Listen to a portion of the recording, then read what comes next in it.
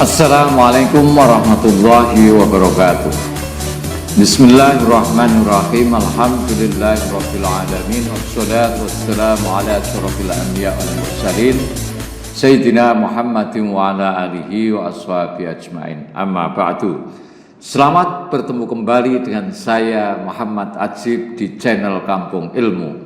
Channelnya orang-orang yang tidak lelah mencari ilmu. Pada kesempatan ini saya akan membahas dan mengungkap misteri sebuah ceramah atau pidato yang bagus, yang menarik, bahkan sampai berhasil menyihir pendengar. Baik, kita awali dengan pertanyaan, mengapa ceramah seseorang itu bisa dikatakan bagus, menarik, menyenangkan, asik untuk didengarkan? Apa resepnya? Mengapa si A bisa berceramah dengan sangat bagus?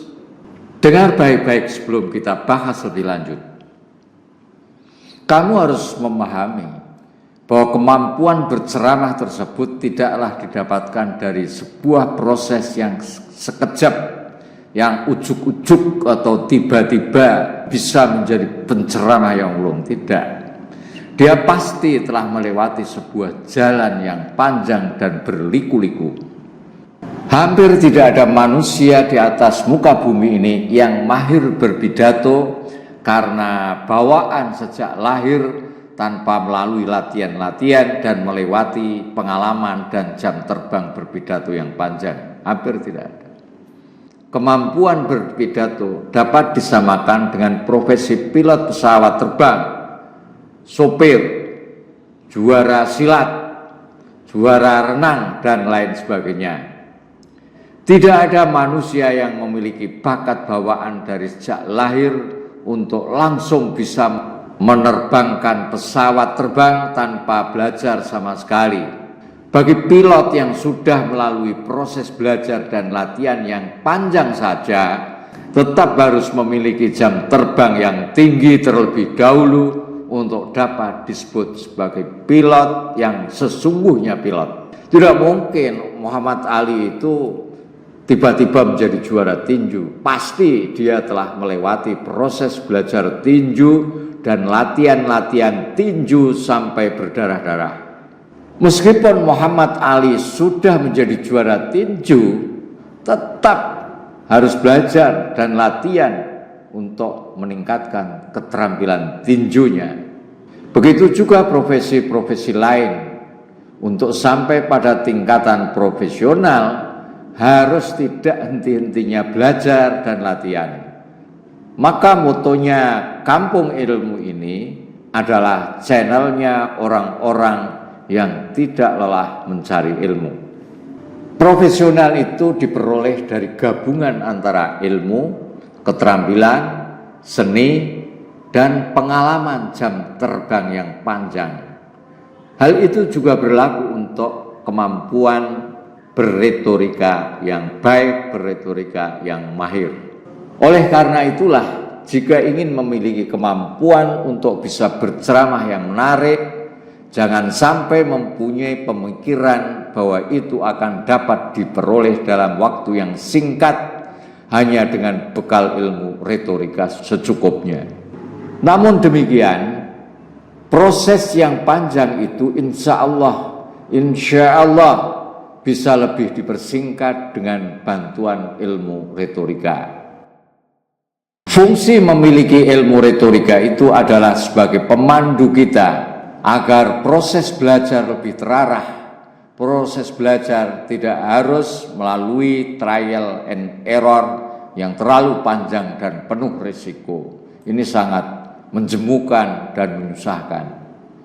Ibarat belajar mengendarai mobil, ada pelatihnya. Tidak kok kemudian terus coba-coba sendiri sehingga itu berisiko untuk tabrak sana dan tabrak sini. Pada kesempatan ini saya ingin memberikan panduan pada sahabat Kampung Ilmu sekalian untuk menapaki tahap demi tahap penguasaan retorika tingkat dasar. Tahap-tahap tersebut telah saya urutkan dengan asumsi bahwa setiap orang akan melewati tahap tersebut, walaupun kenyataannya akan berbeda-beda. Anggap saja tahap tersebut adalah tahap yang normal bagi semua orang. Dengan urutan tahapan yang telah saya buat, sahabat kampung ilmu diharapkan dapat mengidentifikasi dirinya masing-masing dengan kemampuan yang telah dimiliki saat ini. Kira-kira sudah masuk tahap yang keberapa dari proses belajar retorika? Kamu tidak harus mulai dari tahap 1. Bukan tidak mungkin kalian sudah ada yang masuk kategori tahap keempat, sehingga tinggal masuk ke retorika tingkat lanjut. Tahap-tahap yang akan dilalui seorang manusia dalam mengembangkan kemampuan retorikanya berdasarkan pengalaman dan pengamatan saya, dapat saya simpulkan bahwa tahapan retorika yang akan dilalui manusia itu ada 4 tahap. 4 tahap retorika tersebut adalah: 1. Sukar berbicara. Tahap 2. Sukar dipahami. Tahap 3. Enak dipahami. Yang keempat, memukau pemahaman. Tahap 1 menunjukkan tingkatan yang paling rendah dari kemampuan retorika. Tahap 2 lebih baik, tahap 3 sudah lebih baik lagi, dan tahap 4 adalah tahap yang paling tinggi yang mampu dicapai manusia dalam berretorika. Dengan mengetahui ciri setiap tahapan, kamu langsung dapat mengidentifikasi kemampuan dirimu sendiri. Jika ada kemiripan dengan masalah-masalah tersebut, kamu dipersilahkan untuk menjalani terapi-terapi seperti nanti akan saya terangkan. Jika kamu sudah merasa tidak masuk dalam kategori yang sudah saya sebutkan tadi, lihat gambar di monitor, kamu dapat belajar pada tahapan berikutnya.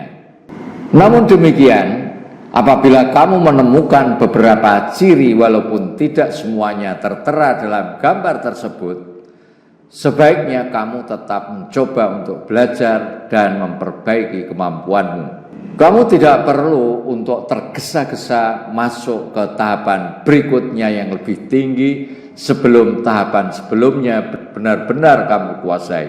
Jika di antara kalian semua ada yang tahapnya sudah tinggi dan ingin menjadi seorang trainer dalam pelatihan retorika dakwah, tentu harus mempelajari dan mendalami seluruh tahapan dari retorika tersebut. Di sini perlu saya ingatkan sekali lagi, kunci utama dari kesuksesan dari penguasaan retorika tetap ada pada keberanianmu untuk senantiasa mencoba dan mencoba. Untuk bisa terampil mengendarai mobil, kamu tidak bisa hanya dengan teori. Kamu harus terjun langsung memegang kemudi dan menjalankan mobil tersebut.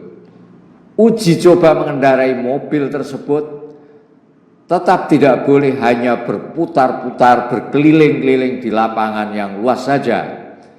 Kamu harus berani terjun langsung mengendarai mobil di jalan raya. Semakin sering mengendarai mobil di jalan raya, insya Allah kamu semakin cepat, mahir, dan terampil menyupir. Rumus itu juga berlaku untuk belajar retorika. Sering-seringlah untuk terjun berceramah di depan umum. Tingkatkan terus keberanianmu biar kamu cepat mahir dalam berceramah. Insya Allah, selamat mencoba.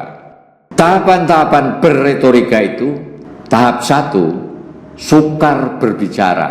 Tahap ini merupakan kondisi yang paling bawah, paling rendah.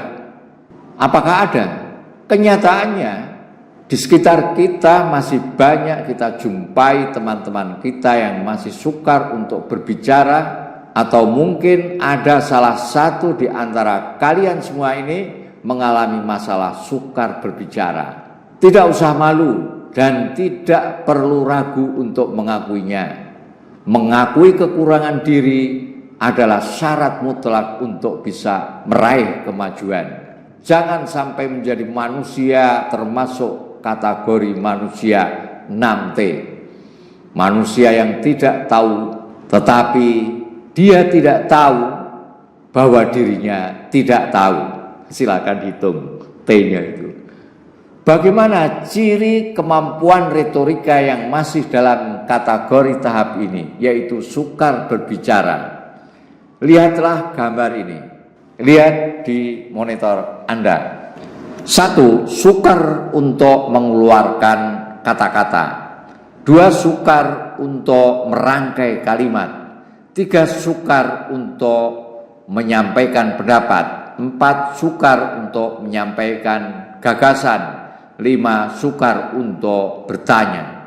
Apakah kamu mempunyai salah satu di antara 5 ciri-ciri tahap pertama ini?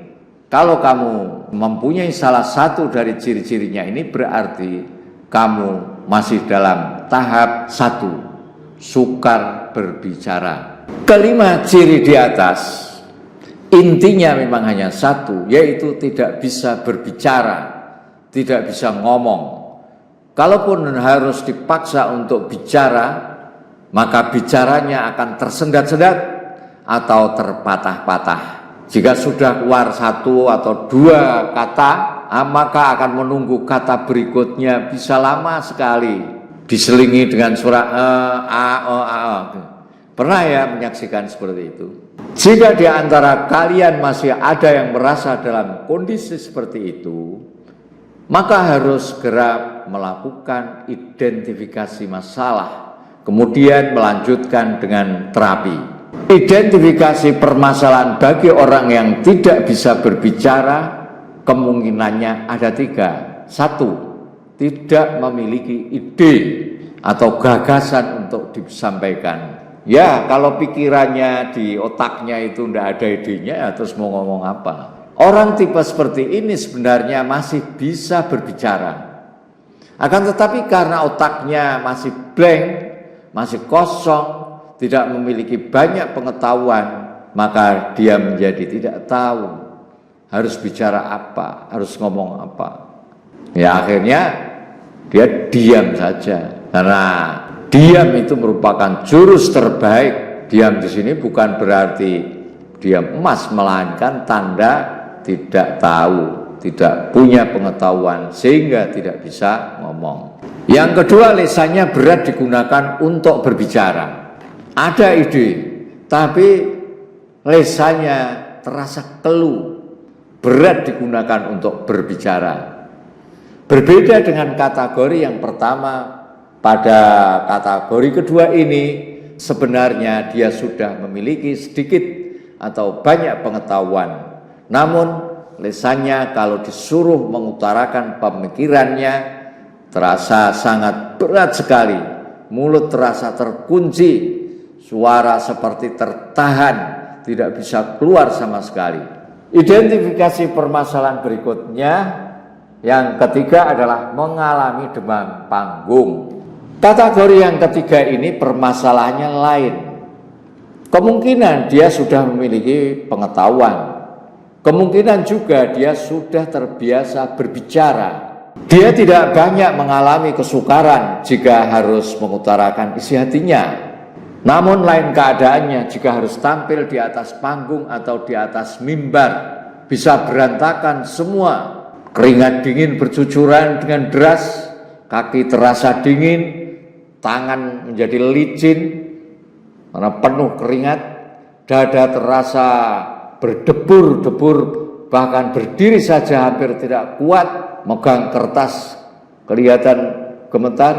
Nah ini kalau diteruskan bisa pingsan. Nah kalau sudah ketemu masalahnya, maka untuk melakukan terapi insya Allah lebih mudah. Kamu penyakitnya di mana? Kalau sudah ketemu, apakah yang pertama, 2 atau 3, itu mudah untuk diterapi. Terapi yang diberikan tentu saja harus mengikuti permasalahannya masing-masing. Walaupun bukan tidak mungkin ada sebagian di antara kalian ada yang memiliki 2 permasalahan sekaligus dari ketiga permasalahan di atas. Atau bahkan ada yang permasalahannya ketiga-tiganya. Tidak memiliki ide, lisannya berat, sekaligus demam panggung. Kalau sudah ketiga-tiganya memang jadi berat.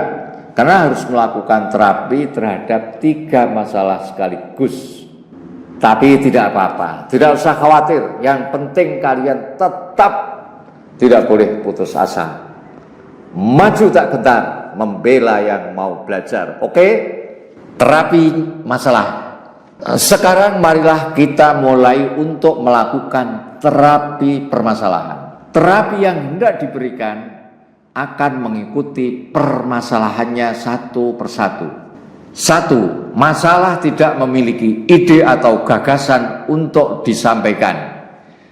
Jika di antara kalian ada yang mengalami problem seperti ini, maka terapinya 1. Harus banyak mengaji, 2. Harus banyak membaca, 3. Harus banyak berdiskusi.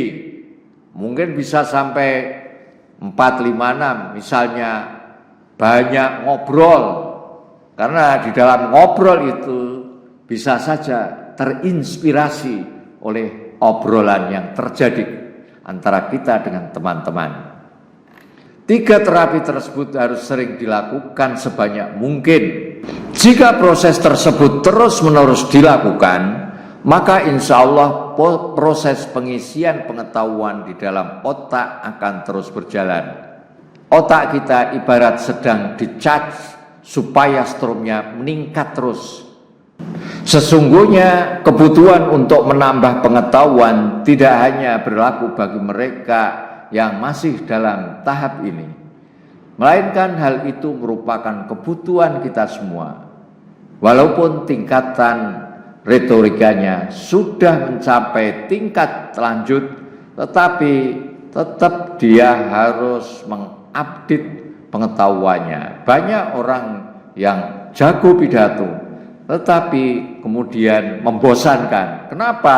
Karena yang disampaikan ya cuman itu-itu. Mengapa kok itu-itu saja yang disampaikan? Karena ilmunya tidak ditambah. Menuntut ilmu itu kebutuhan dari sejak di ayunan sampai akan masuk ke liang kubur. Bagi seorang mubaligh atau penceramah harus banyak membaca, harus selalu belajar kalau tidak ingin ketinggalan. Permasalahan yang kedua, lesannya berat digunakan untuk berbicara. Untuk kondisi kedua ini sesungguhnya lebih berat dari kondisi pertama. Oleh karena itu terapinya juga harus sedikit ekstra. Keadaan kedua ini ada 2 mode terapi. Terapi pertama, A. Carilah sebuah peristiwa menarik yang pernah kamu alami. Ingat runtutan peristiwanya baik-baik. Kemudian yang kedua, B. Cobalah ceritakan kepada orang lain atau bercerita sendiri di depan cermin dengan cerita yang sebaik-baiknya. Nah, di dalam bercerita ini usahakan menggunakan bahasa Indonesia yang baik dan benar. D. Cobalah secara terus-menerus dengan berbagai cerita yang lain. Jadi setelahnya cerita tentang banjir, ganti lagi cerita tentang kebakaran, ganti lagi cerita tentang kecelakaan, begitu seterusnya. Kemudian E. Evaluasi terus perubahan peningkatan yang terjadi. Lebih baik jika uji coba direkam. Jadi kamu punya beberapa rekaman, kemudian bisa membandingkan. Insya Allah kamu akan mengalami peningkatan. F. Cermati segala kekurangan dan usahakan adanya perbaikan dalam uji coba berikutnya. Terapi kedua, A. Carilah sebuah tulisan artikel tertentu yang pendek saja. Bacalah dalam hati sampai paham betul keseluruhan isinya. B. Baca keras-keras artikel tersebut secara lantang berulang-ulang sampai lancar bacaannya. Tadi dibaca dalam hati, kemudian dibaca keras-keras. C. Kemudian cobalah Anda sampaikan dengan tanpa membaca. Berapa persen kira-kira kamu bisa menangkap isi cerita yang sudah kamu baca tadi, untuk kemudian diceritakan dengan tanpa teks. D. Ulangi terus terapi ini untuk berbagai tema artikel yang berbeda-beda. Setelah selesai satu artikel, cari artikel lagi, baca dalam hati, baca keras-keras, kemudian sampaikan tanpa membaca tagnya. Evaluasi terus perubahan peningkatan yang terjadi sampai refleks lisannya menjadi baik. Terapi 1 maupun terapi 2 kuncinya sama, yaitu mau mencoba terus, dan terus mencoba. Usahakan juga dengan menggunakan suara yang keras. Saya ulangi, usahakan dengan menggunakan suara yang keras. Karena problemnya adalah lisan yang tidak terbiasa bicara. Oleh karena itu, kalau pengen pinter retorika, maka kamu harus mau latihan dengan suara yang keras, yang lantang. 3, mengalami demam panggung. Untuk kondisi ketiga ini sesungguhnya merupakan problem yang paling ringan dibandingkan 2 problem sebelumnya. Oleh karena itu, terapinya juga paling sederhana. Terapi tersebut adalah A. Mulailah mencoba berbicara di hadapan forum kecil, di hadapan 4 atau 5 orang. Usahakan semuanya teman-teman sendiri biar kamu tidak minder. Cobalah secara berulang-ulang. Kemudian kamu evaluasi sendiri dan juga minta penilaian teman-temanmu. B. Jika terapi pertama berhasil, maka tingkatkanlah skala forumnya. Misalnya berbicara di forum rapat atau sarasean atau semiloka yang jumlah pesertanya lebih banyak. Dan itu ulangi terus menerus sampai terbiasa. C. Kalau berhasil, tingkatkan lagi skala forumnya kepada yang agak formal. Misalnya memberi kata sambutan sebagai ketua panitia ini, ketua panitia itu, dan sebagainya. Ulangi terus sampai berhasil. D. Jika sukses, naikkan lagi forumnya. Kamu bisa mulai mencoba tampil memberikan kultum ba'da maghrib atau ba'da isya setelah sholat tarawih. Ulangi terus menerus sampai sukses, sampai luwes, sampai orang enak mendengar. Jika sudah oke, mulailah memasuki forum yang sesungguhnya, mengisi pengajian. Mulailah pengajian kecil-kecilan sampai tabligh akbar. Jika sampai ke tingkat E, artinya sudah lancar, barulah secara khusus belajar rukun dan syaratnya khotib Jumat untuk bersiap-siap menjadi khotib Jumat. Urutan ini tidak harus seperti ini, bisa kamu bolak-balik, itu bisa, terserah. Yang penting coba latihan. Inti dari terapi di atas sesungguhnya hanya melatih diri untuk beradaptasi dengan berbagai forum. Demam panggung akan dapat teratasi jika sudah familiar dengan berbagai jenis forum, mulai dari forum yang kecil, lebih besar, sampai skala yang paling besar. Wassallallahu ala sayyidina Muhammad wa ala alihi washabbihi ajmain walhamdulillahi rabbil alamin. Assalamualaikum warahmatullahi wabarakatuh.